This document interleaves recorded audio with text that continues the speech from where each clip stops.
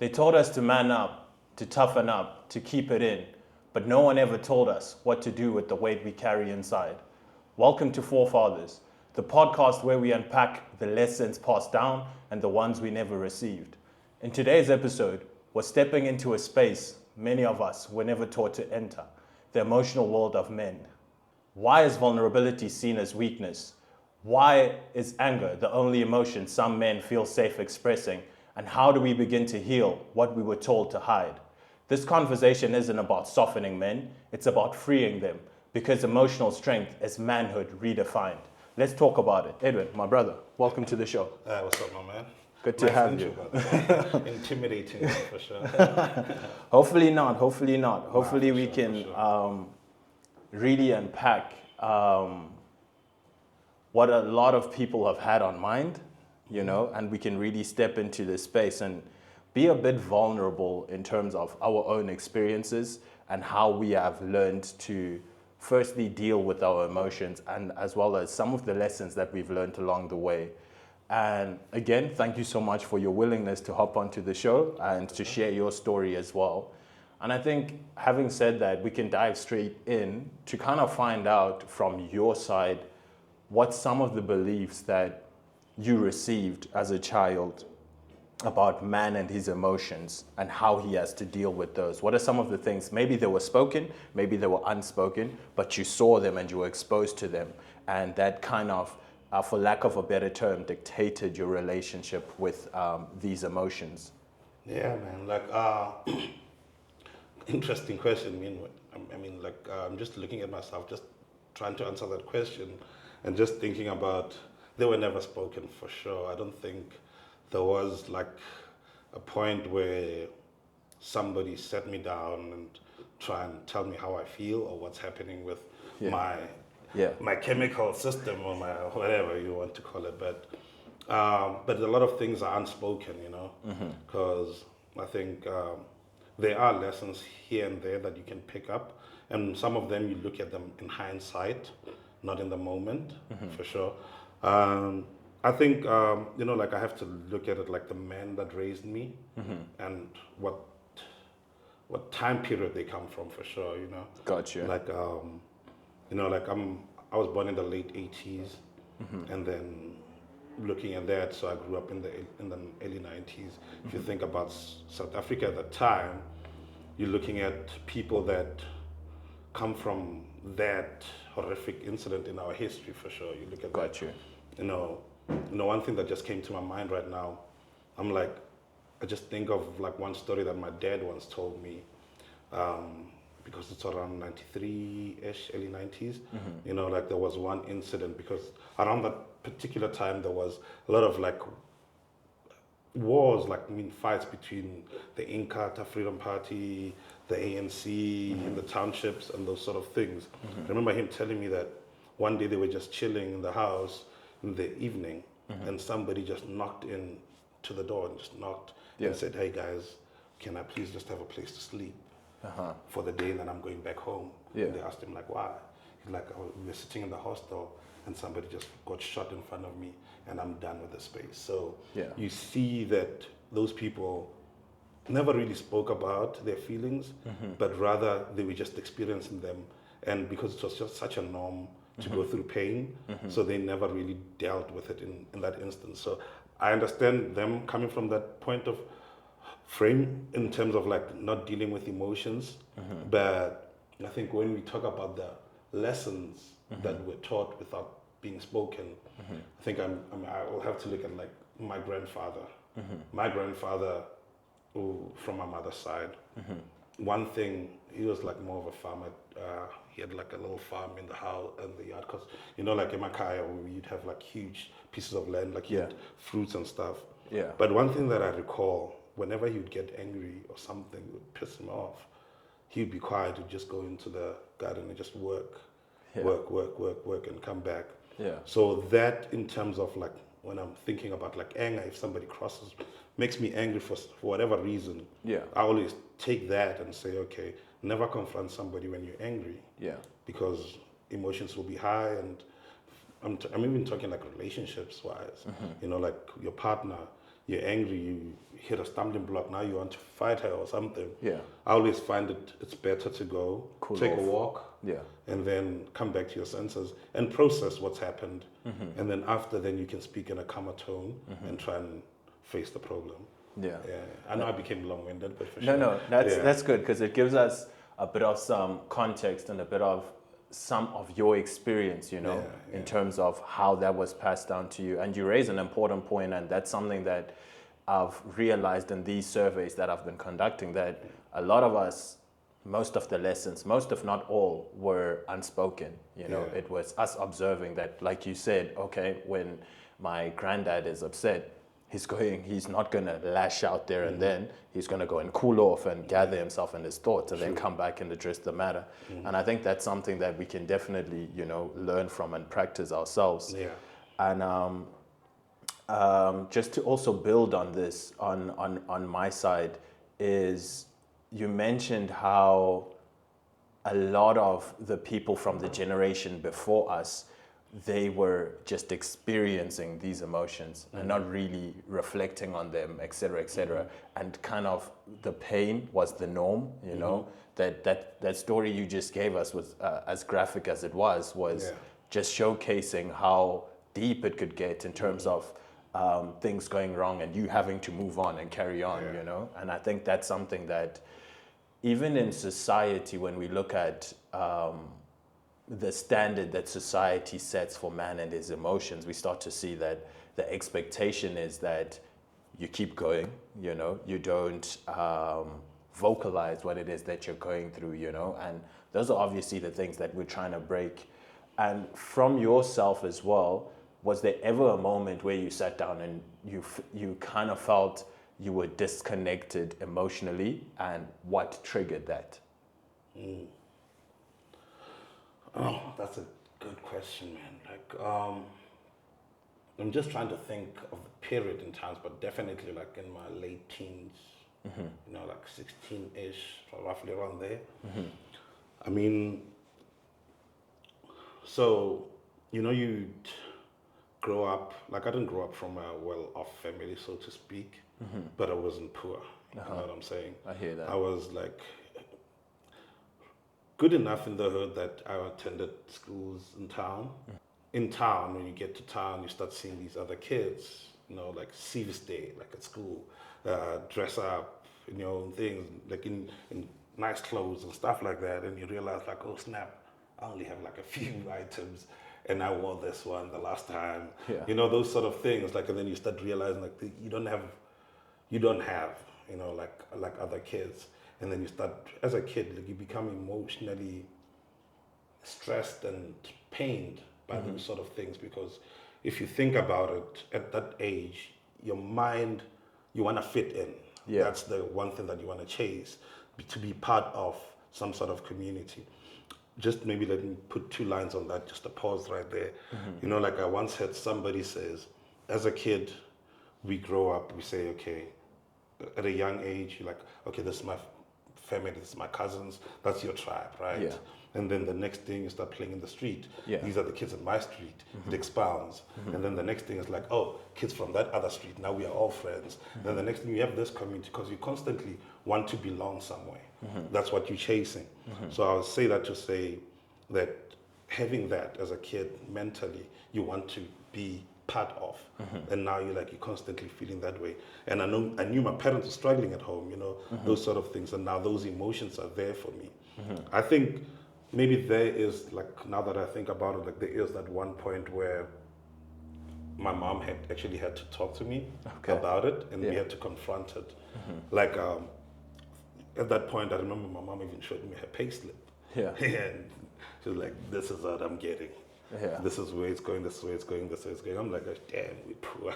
Because like what's left is nothing. Yeah. You know, but then those sort of things. So maybe I might be long-winded. Just remind me of the... So the question was just, in terms of your own personal journey, was there ever a point where you felt or realized that you were emotionally disconnected, and what triggered that awareness? Yeah, it was that. Yeah. Pretty much that. Like in terms of like, just not...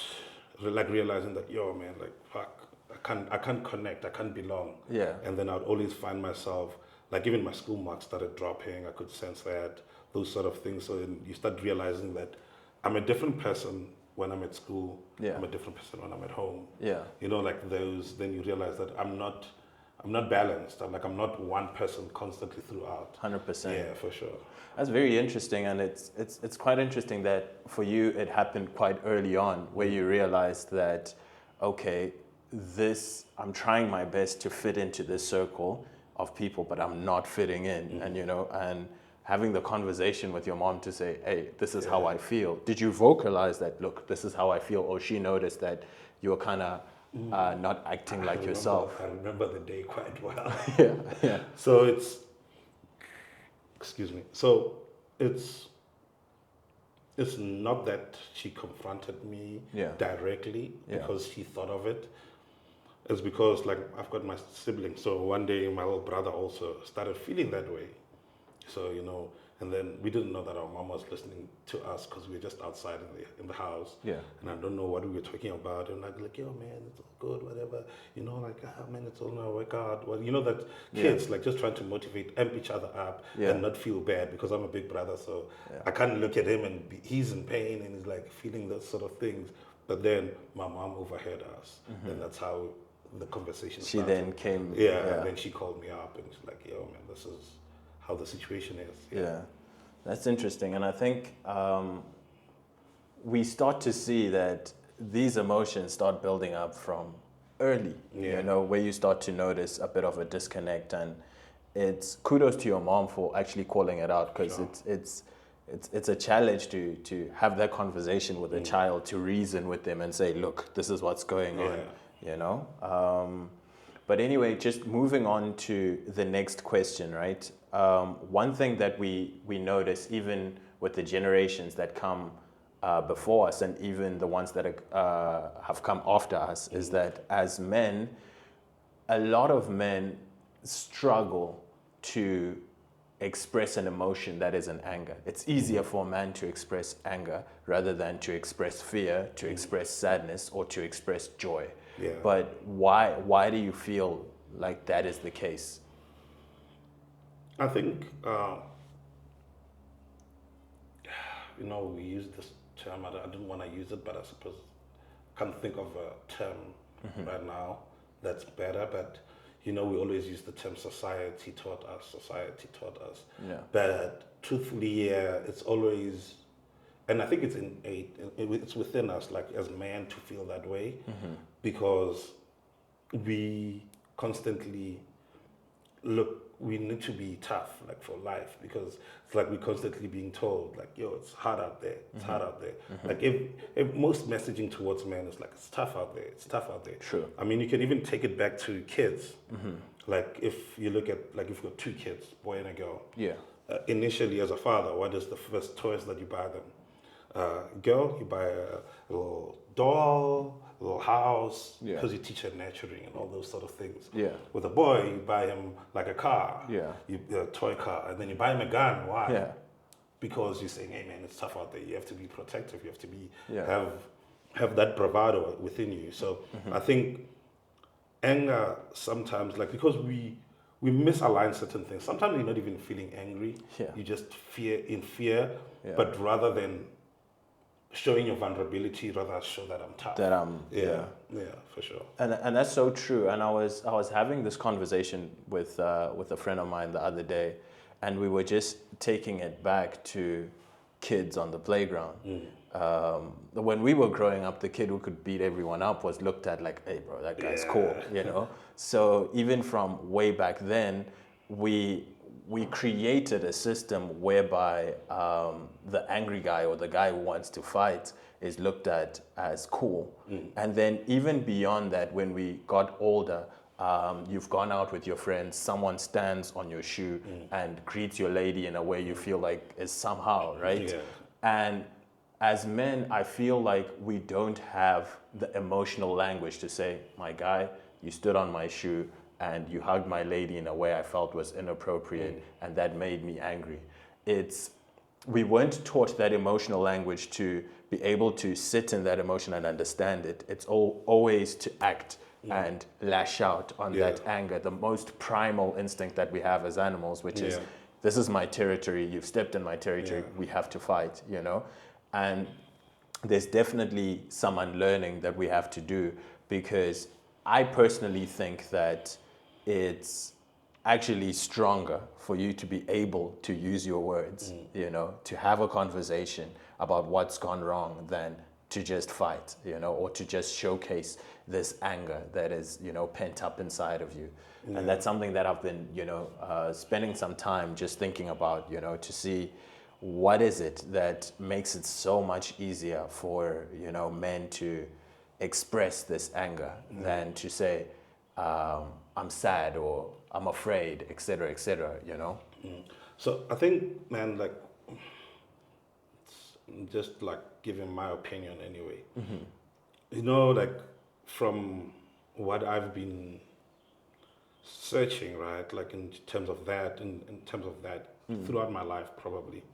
But now, like I'm looking at it in hindsight, is that the only way that a man can actually be able to deal with their emotion is to find something that they can be disciplined in. Find a discipline. Find something that you can do. Wake up every morning, even if you don't want to do it. You do it repeatedly, constantly. Back, you know, like for some it might be like, I think maybe even some may get it through school, like reading your book constantly. You know, like, oh man, I know the exams are like in 3 weeks, but should I start today? Do it. You know, like those sort of things. Because once you get what we call discipline, I think you tend to learn how to deal with emotions and be self-aware. Yeah, because the biggest thing is being self-aware, not necessarily how to find like remedies to emotions. Like, okay, when I'm in love, even love, like, you know, I shouldn't overshow it. I shouldn't, you know, like how far should I show my love for somebody?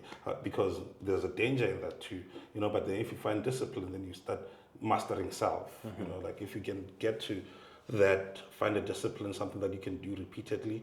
I think Mike Tyson said it best, said, discipline is waking up and doing something that you don't like every day, but smiling and pretending like you like it. You know, like, That is true. You mentioned something, and for the viewers at home, maybe they're thinking, why is it risky for me to show too much love? You said it can be a risk for you to overshow some love in a situation. Why do you feel like it can be risky to do that? Because, I mean, how do I put this? So think about it this way, right? Everybody's got their own agendas in life, 100%. but especially when you learn it in corporate, working in corporate, and you realize like, okay, move with caution, because you never know who's calculating. Okay. Some people are calculating. Gotcha. They look at you and say, oh, okay, I'm gonna need 1, 2, 3, 1, 2, 3. So maybe plus I see he's always like cool guy every time, like showing affection, always happy with everyone. They can use that. So you always, and maybe to your detriment, because you need to be self-aware as well. That's why I spoke about discipline will teach you self-awareness. So there is those sort of elements. It's not necessarily that, don't show love. Have a tough face, you know what I'm saying? But it's just the discernment part of it. Like be aware enough to say, okay, it's like maybe meeting like a girl for the first time, and you're like, oh my God, she's so pretty. And then maybe fall for her like quickly, you know, because it can happen. But rather than some guys will feel like, oh, okay, maybe do not overcompensate, because then some girls are there to actually take advantage and say, oh, okay, plus anyway, I need lunch, call you, do this, I want that, because they know that you won't say no. You know what I'm saying? And you need to have no in your vocab, you know, and for your own peace, you know, those sort of things. So that's why I said, like, no, all these things have got limitations. Even anger, sometimes there is an element where you can actually say, okay, maybe this time show a person that I'm angry, so that they can actually realize that, oh, this is the line that this person doesn't cross. That's their boundary. That's their boundary. Then you can get to work around that. Interesting. And I like how you address that in terms of you gave us the why the men feel safer in terms of expressing anger rather than joy and fear or any other emotion. But you also gave us a solution in terms of how to manage that. You know, one has to seek a discipline. You know, when because that will make you more self-aware of yourself and will give you a way to deal with the emotions that you don't yet understand. You know, and just moving on from that. I think there is a bit of a move in this day and age of men being more vulnerable, right? And in your definition of men being vulnerable, what does that look like for you before we dive into anything else? I'd just like to know what does a vulnerable, strong man look like in your definition? Oh man, sheesh. Because I mean, we hear it all the time that men have to be a bit more vulnerable now, et cetera, et cetera. Yeah, I mean, like, you see, when it comes to that, like, I do understand the concept when saying men are vulnerable. Men are starting to become more vulnerable, but I think it also comes with time, moments, and place. I mean, I'll take it back to just to highlight the point that I made earlier, looking at our fathers, the environment that they grew up in. We grew up in a different environment. And I don't know if you've heard the term zeitgeist. 100%. Yeah, so the spirit of the day. Yeah. So the spirit of the day will dictate what type of culture like we are living in, right?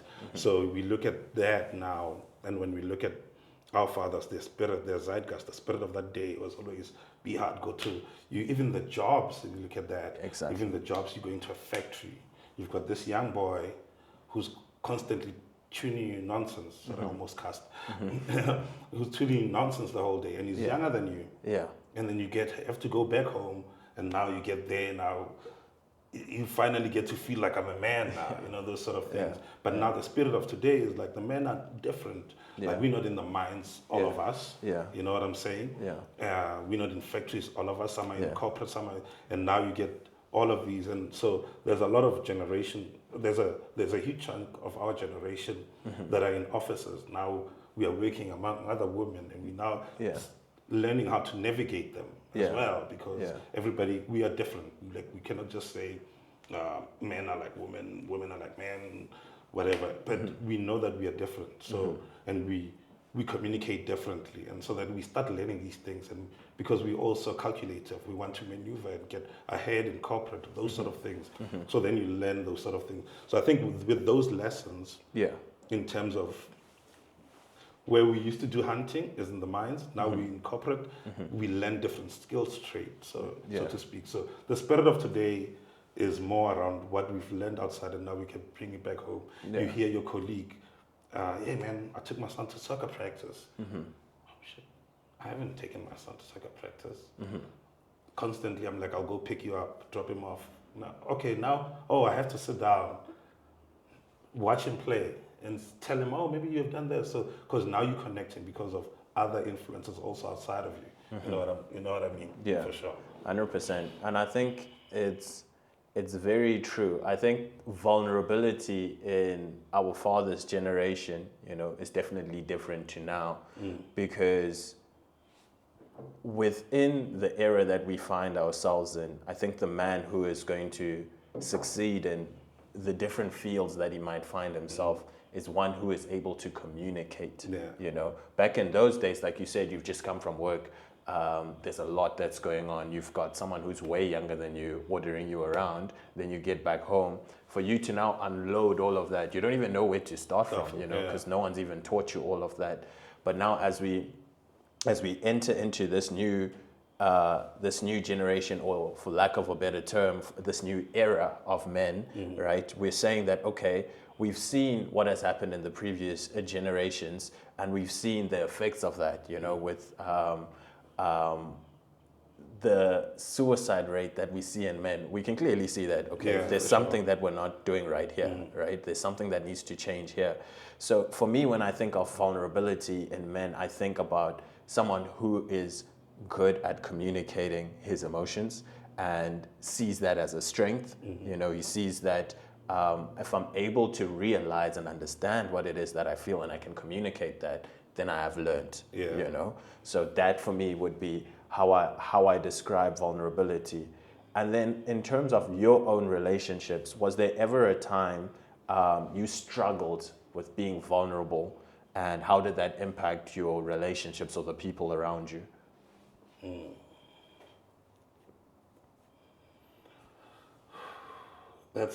Yeah, I think for me, like, like just, I always like maybe sometimes like would feel like being scared to hurt other people sometimes, like not especially my loved ones. So then I would hold back on something that I was supposed to articulate and tell the person. Gotcha. So then there's always that gap, in alignment. But I think, like you put it, like I think once one gets to be able to articulate and find a way, because sometimes it's not what you're articulating, it's the choice of words that you use. True. So I think that also I'm growing with that. I'm not perfect at it, so but Yeah. I'm getting there. Yeah. 100%. And I think there's a deep learning in that of this is what I should be doing, in terms of expressing what it is that you feel. And how you put it was quite nice in terms of sometimes you don't want to say something because you're protecting the other person, or you feel like I don't want to hurt this person's feelings, But I think there's a fine balance between sacrificing self and getting your point across, For sure. So I think it's a learning for all of us as we get into who we're meant to become. And we've spoken a lot about these different emotions that we feel as men, and that we come across in different situations, different relationships. What are some of the practical ways that you've learned to sit with your emotions rather than running away from them? I know we've already mentioned, the discipline aspect that you spoke about. Yeah, man. See, time by yourself. Like for me, like I won't lie, like I don't mind being in my crib just by myself, play music, just in silence, just chilling. Maybe have a glass of wine just to contemplate and go through the thoughts and the feelings that I've had throughout the day, like, and see where I would have done better, I think that's one of the ways, like time alone, sometimes even in silence. Maybe you don't need music, because maybe the music will distract you. Maybe go take a walk, hit the treadmill for an hour, just go to the gym. Some people go to the gym, get there, maybe they just want to bulk there and there, but sometimes just on the treadmill, like, like just walking, not even running, just walking in silence. But I think that's one of the things, like be alone, and so that you can audit your thoughts as well. Okay, maybe, you know what? I think whenever we have an argument with maybe my partner, I'm quick to be defensive instead of actually hearing, And even in conflict resolution, I always like have this thing that if somebody is coming to me with a problem about me, I shouldn't come and try and counter that. Listen, take it all in.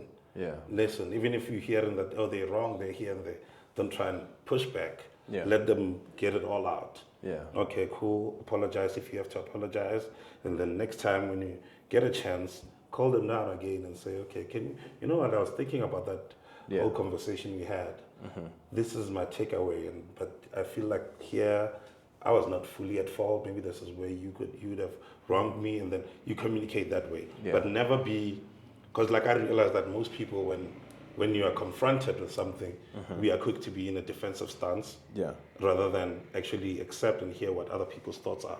And that's very true. I think a lot of us, when there's a problem, we are quick to put on our defensive foot, as opposed to hearing what it is that is being said. And that strips us away from becoming better people, right? Because we're not always right. So being able to humble ourselves and hear that person's side of the story will definitely make us better people. And I just want to go back to the discipline aspect that you mentioned. I think a very good practical way of handling your emotions as a man and figuring yourself out is moving your body, going to the gym. That's something that has helped me quite a bit. Yeah. You know, when I'm not feeling 100%, I just go, I just lift my weights, and I'm thinking, as I'm lifting my weights, I'm thinking about, okay, cool, this is the scenario, this is what happened, this is how I feel about it, etc., etc. And even beyond that, just being able to understand the emotion and to name it. Yeah. Because a lot of the times we don't even know what it is that we feel, you know. But if you're able to just sit down with your thoughts and, to your point, to do a self-audit, and you can see that, okay, this is how I feel, what is it? And you're able to put a name to the emotion to say, okay, right now I feel angry, right now I feel sad, you know, I'm afraid, or whatever the case may be. And after you name it, I think after you understand something, a problem understood is half done, right? Yeah. So What's the solution? you know, what's the solution? And we get a solution from that. And we would then have to also go back to being self-aware, you know, giving yourself an understanding of, okay, I'm not a perfect human being, right? And these are the things that I need to get better at, et cetera, et cetera. I think a lot of us need to get more into having a tribe of people to communicate what it is that we feel. Because a very practical way is I call up Edwin and I'm like, bro, today this is what happened at work, and then I got home and my partner, and et cetera, et cetera. When you have a tribe of people that you can call up and have that conversation about how it is that you feel, I think iron sharpens iron. So at the end of the day, once a conversation's had, I'm pretty sure a solution can be found, you know? Yeah, just to add to that, you know, like, you know, because I understand that some people may not have the outlets, you know? You know, I once had somebody say, you can go to therapy. I'm like, okay, does that mean there's something wrong? No. But then I realized that go to therapy. Sometimes therapy might not even be going to an actual therapist, actually a friend, because that's therapeutic. 100%. That's why we've got terms like such as therapy, a person that will be honest with you at all times, you know, because sometimes you need to have somebody that you can put everything down and then be able to, that person can critique and say, okay, maybe here you could have done this. Oh, here you could have, you know, like those sort of things. 100%. Have an outlet, you're right, because I just wanted to add to that point that no, 100% you need a tribe, not necessarily even a tribe. It might be just out of your group of friends, there might be one that you know that, oh, you know what, if I'm going through this hard feeling or this, something is heavy on me, I can actually just say, hey, what's up, man? Oh, man, let's just go grab a beer. Let's go have a chat. Yeah. Because you do need that. Or maybe it might be a sibling, whether young or old. It might be your little sister. It might be your little brother. Yeah. You know, hey, man, I haven't seen you in a while. Hey, man, let's go catch up. Let's go have coffee. Let's go chill by Starbucks. Yeah. Which Starbucks? Where nobody knows us. Chill there and just have conversations. Yeah. And then just deal with what we're going through, for sure. That's true. And I'm a firm believer that a conversation really solves a lot. Because even you, as the person who's seeking guidance or advice, as you're speaking about the situation, more often than not, you advise yourself. Because as you're letting it out, you're like, oh, okay, so this is how it actually is. And this is how I want it to be. Okay, where's the gap? Oh, this is what has to be done to fill that gap. So it's very important for us to be able to have these outlets whereby we can speak about what's going on, and then we, 100%. You know, we figure out what we do to find a solution. And you spoke about the zeitgeist, right? You know, the spirit of the day, and that was something that was quite interesting for me. We've described how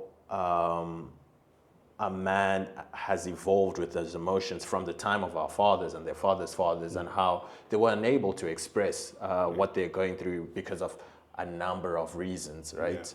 And for them, when they thought of emotional strength, it's the more I can keep in and hold in and not say how I'm feeling, I'm a strong man, right? For sure. The more I don't express that I'm sad, I'm a strong man. But then now that with this new spirit of the day and in today's era, how do you think we can describe an emotionally strong man? What does that look like?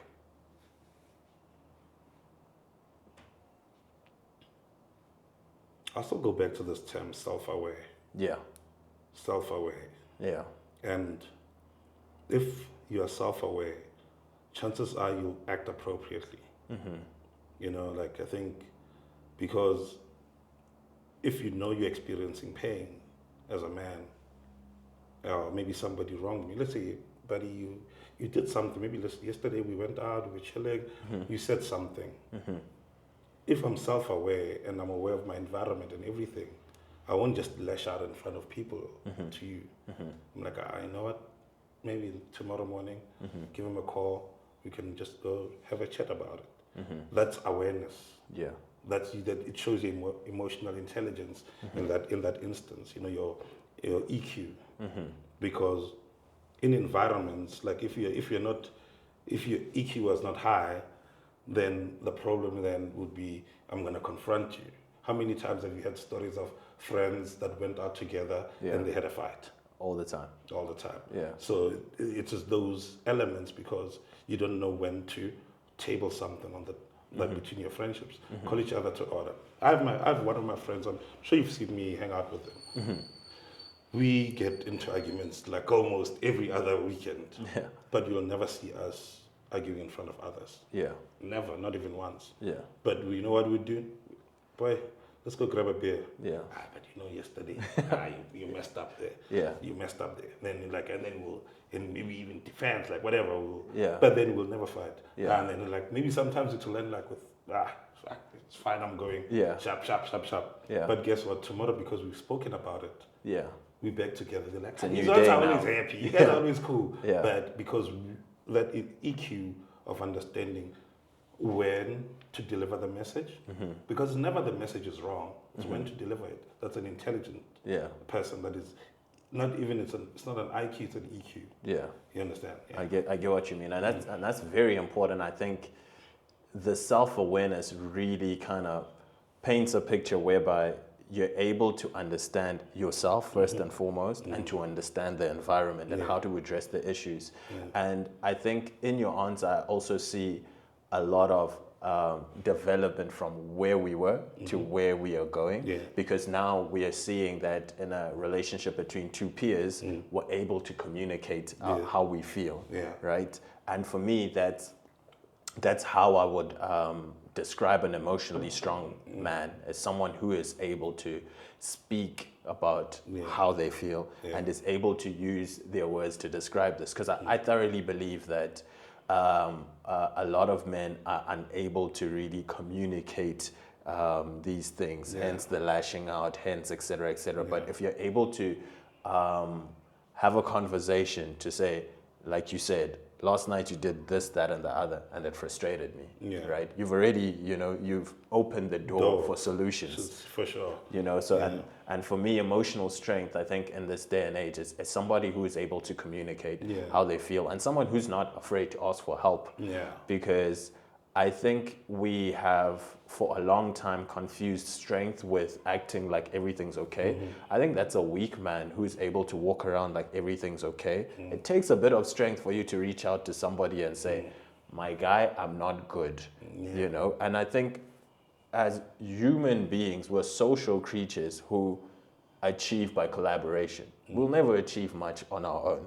But if we're able to reach out to somebody and say, yo, bro, I need help with X, Y, and Z, I think that's a strength that in today's age, that shows that somebody is emotionally strong. You're strong enough to ask for help. You're strong enough to communicate about how you feel, Your EQ is high enough for you to describe what it is that you feel with the intention of finding a solution. So I think in this day and age, that's how I would define it. Yeah, man. Just I just want to ask you a question, man. Like, cool. Earlier on, we were speaking about people that raised us. Yeah. Was there ever lessons that they gave us, blah blah blah, and so on.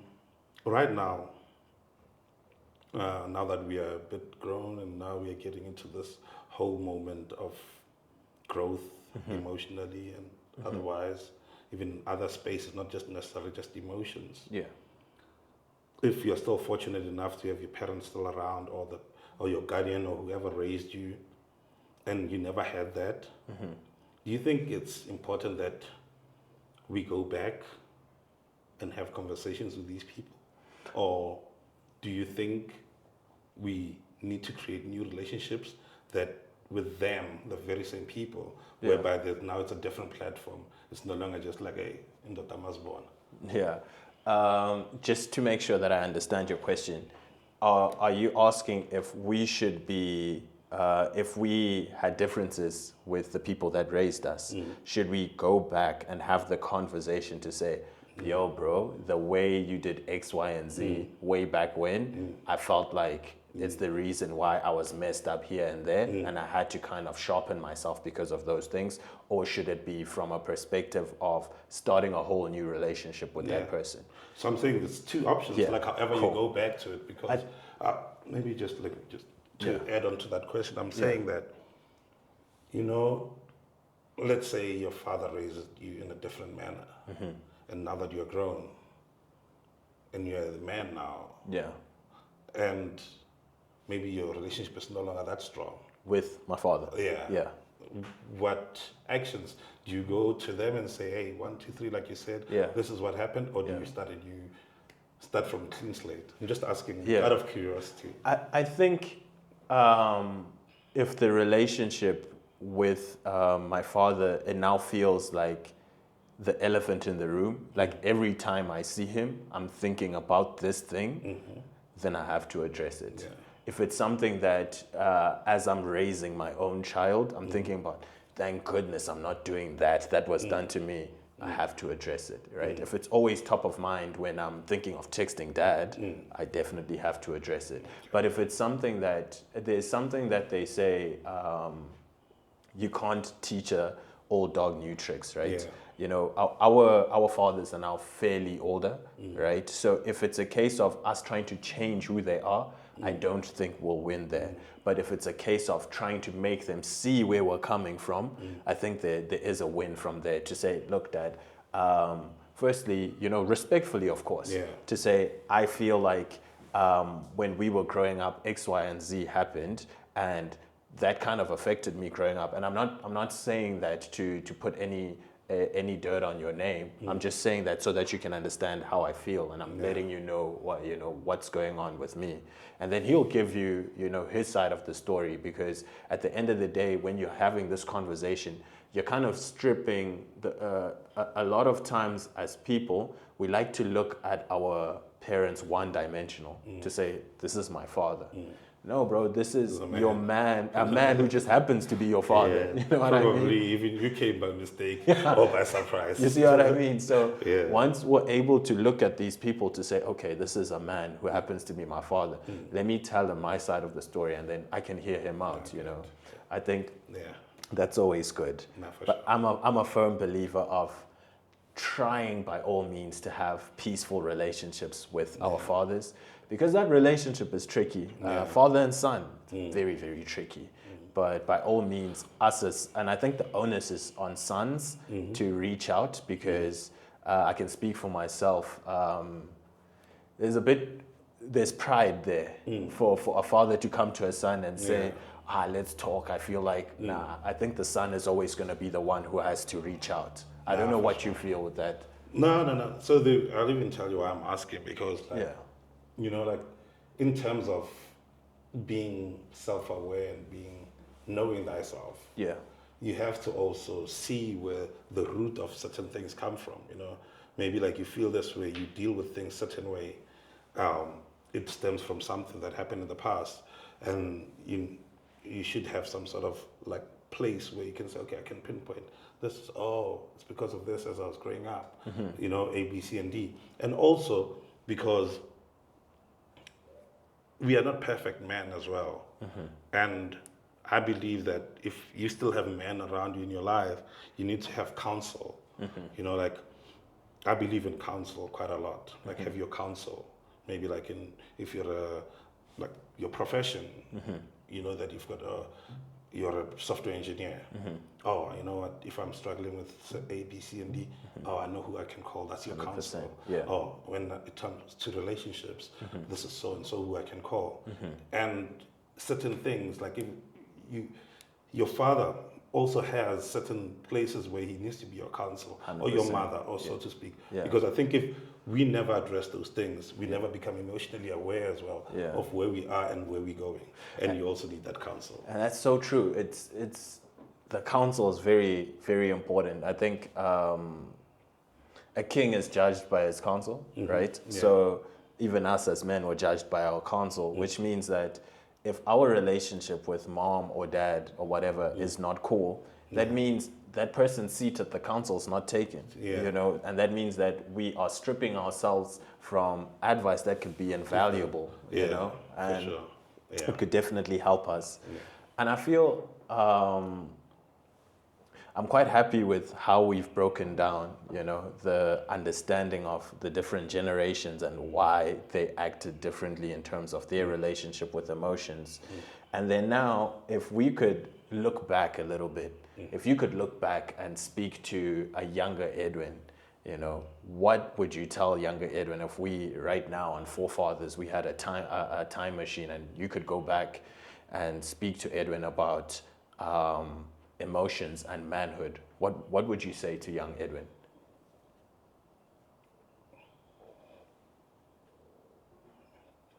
Yeah, man, I'm not gonna die tomorrow. No, so man, like I think one thing, the biggest thing is don't let the pressures of the world or outside influence on things that you cannot control pressure you to think differently. And know that with every year and every age that you accumulate or time that you spend here, you'll be learning something. And that thing, you need to always have that awareness of say, okay, this is a lesson I learned yesterday. Take stock, you know, maybe then the learning curve will be shorter, you know, those sort of things. But I don't have too much pressure because to my younger self, because I believe that everything is what it was because of who I am today. You know, I don't know if I maybe cheap for that, but you understand what I'm saying. Yeah, like, that in so hindsight, when you look back, this happened because of that, etc. Yeah, you change like a small nugget. Yeah. I wouldn't be the same person. For sure, there's certain things in my life. I'm not perfect. I don't have everything sorted out. Maybe certain things I missed because I missed a lesson back in the day. But that's the beauty of life, isn't it? Like growing. 100%. And don't pressure yourself, man. Like it's all gonna work out. Yeah. 100%. And just to add on to what Edwin said here, I think it's very important. Now, this is me addressing anybody who's younger and who is transitioning from being a boy to becoming a man and figuring out what manhood means to them and how to deal with their emotions. I think it's very important for you to have your own definition of your I am. Because if you are saying, I am a man, that's one of your I ams, right? That's one of your definitions. So what does being a man mean to you, right? Not what's been dictated to you and how everybody expects this man to be. Because once you do that, you're able to live freely because this is how you are now moving about within your life. And even beyond that, I think I would also urge the younger viewers to become better communicators of their emotions, you know, to start early, to be able to describe what it is that you're feeling to, because I thoroughly believe that in the era that we're in and the era that we're going to enter, the men who are able to communicate are the ones who are going to succeed. 100%. You know, so that's the advice I would give to our viewers going on at home. And is there anything else you would like to add? No, it's good, man. It's good. Like, probably, hopefully, do one of these one day. So it's kind of 100%. And again, Edwin, thank you so much for joining us. And to our viewers at home, that brings us to the end of our episode.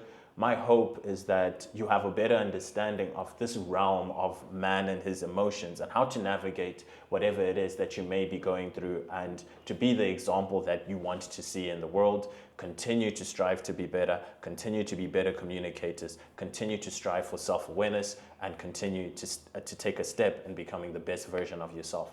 Thank you so much for tuning in. And as always, like, subscribe, and in the comment sections, let us know what it is that you want us to discuss in the next episodes, any topics or anything that you feel like we need to address. Thank you so much. Cheers.